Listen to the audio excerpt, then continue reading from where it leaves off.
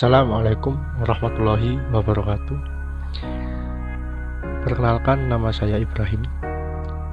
Di sini saya akan menjelaskan sedikit sejarah tentang Desa Pecalukan yang berada di wilayah Kecamatan Prigen, Kabupaten Pasuruan.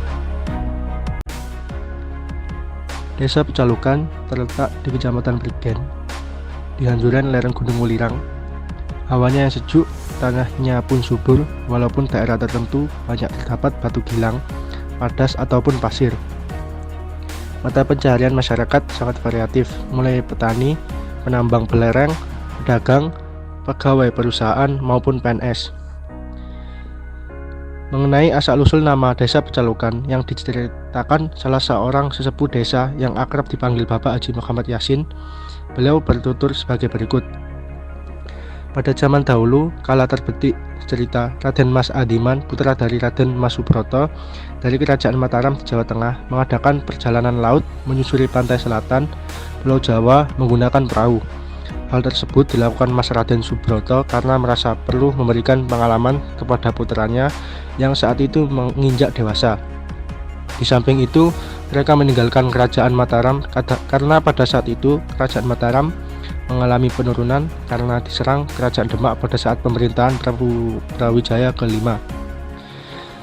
Dalam perjalanan tersebut, beliau mendapat wangsit berupa petunjuk bahwa perahu mereka harus berhenti di lereng Gunung Penanggungan. Setelah tiba di tempat tersebut, mereka menambatkan perahu dan berjalan memasuki hutan, kemudian menemukan sebuah gua di salah satu gunung kecil, tepatnya di sebelah utara Gunung Penanggungan yang saat ini gunung tersebut saat impian dinamakan masyarakat sekitar sebagai Gua Penanggungan. Di dalam gua inilah Raden Mas Subroto bersemedi memohon petunjuk kepada Yang Maha Kuasa di manakah tempat yang cocok untuk putranya bertempat tinggal memulai kehidupan yang baru. Dan di tengah kusuknya beliau bersemedi, datanglah jin pengganggu berwujud putri yang menginginkan supaya dikimpoikan dengan Raden Mas Adiman dengan menghibah dan setengah memaksakan kehendaknya minta dikimpoikan. Tentu saja permintaan tersebut ditolak dengan halus oleh Raden Mas Subroto dengan mengatakan hal tersebut tidak mungkin terjadi karena kita berbeda. Kami manusia berwujud kasar dan jin putri berwujud halus atau gaib. Merasa ditolak, jin putri pun menjawab, "Baiklah kalau begitu, aku mengalah, tetapi sebagai gantinya semua keturunan Raden Mas Adiman yang datang ke Gunung Penanggungan sampai 7 turunan menjadi bagianku." Artinya, semua keturunan Raden Mas Adiman tidak boleh datang ke Gunung Penanggungan sampai turunan ke-7. Apabila hal ini dilanggar, maka tentu mendapat halangan dan tidak bisa kembali ke rumah.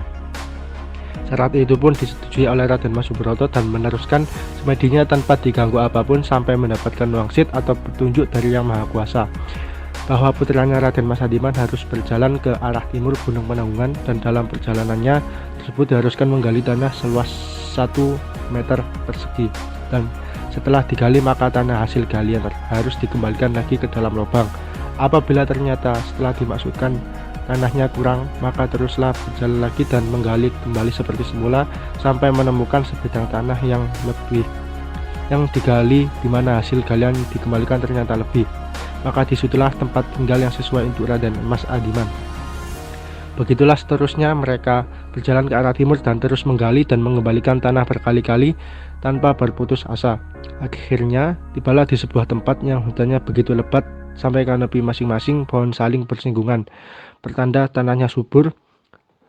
Benar saja, setelah tanah digali dan dikembalikan lagi seperti yang mereka lakukan sebelumnya, ternyata tanah tersisa lebih banyak. Maka Raden Mas Adiman memutuskan tempat itu mereka menetap dan menjalani hidup yang baru. Ketika mulai membabat alas, Raden Mas Adiman memohon petunjuk Yang Maha Kuasa dengan bersemedi di hutan tersebut hingga terdengar wangsit atau petunjuk yang mengatakan bahwa jika membabat alas tersebut harus menggunakan alat yang bernama caluk, yaitu sejenis parang atau lading dalam bahasa Jawa, tetapi ujungnya runcing agak melengkung ke dalam. Demikianlah sesuai wangsit mereka membuat caluk bernama rema yang digunakan untuk membabat alas atau hutan. Dari nama alat tersebut, maka Raden Mas Adiman memberi nama desa tempat mereka tinggal tersebut dengan nama Pecalukan, untuk mengingat bahwa mereka membabat alas pertama kali dengan menggunakan alat tersebut. Begitulah dengan menggunakan Alat yang bernama cal tersebut mereka membabat hutan. Banyak sekali pohon-pohon ditebang dari kayu-kayunya mereka membangun rumah-rumah untuk tempat tinggal. Semakin luas daerah yang terbuka, ternyata di sana banyak terdapat batu yang besar-besar dengan bentuk yang beraneka macam antara satu dengan yang lain. Seperti yang berada di sebelah timur ditemukan watu berbentuk tumpeng, maka batu tersebut diberi nama Watu Tumpeng yang sekarang digunakan warga untuk meletakkan tumpeng saat ada acara sedekah desa dilaksanakan setiap tahun.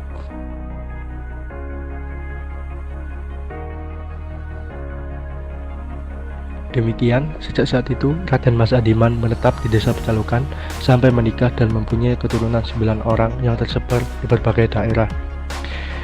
Masyarakat sampai sekarang memanggil anak-anak beliau tersebut dengan Mbah.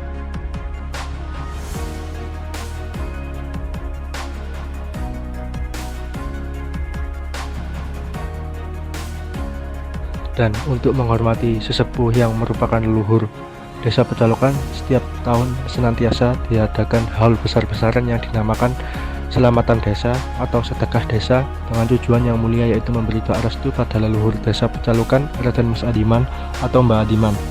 Juga sebagai ungkapan rasa syukur kepada Yang Maha Kuasa atas berkah yang dilimpahkan pada seluruh masyarakat Desa Pecalukan selama ini, serta agar terhindar dari bencana, malapetaka maupun hama penyakit. Selamatan desa tersebut dilaksanakan secara gotong royong sesuai dengan kemampuan masing-masing.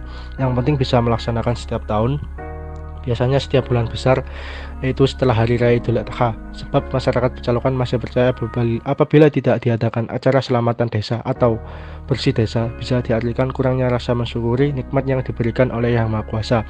Serta ada sebagian masyarakat yang percaya bahwa roh leluhur mereka senantiasa datang berkeliling desa dalam wujud macan putih dan serigala setiap malam tertentu. Mungkin itu saja yang bisa saya sampaikan. Kurang lebihnya mohon maaf. Terima kasih. Wassalamualaikum warahmatullahi wabarakatuh.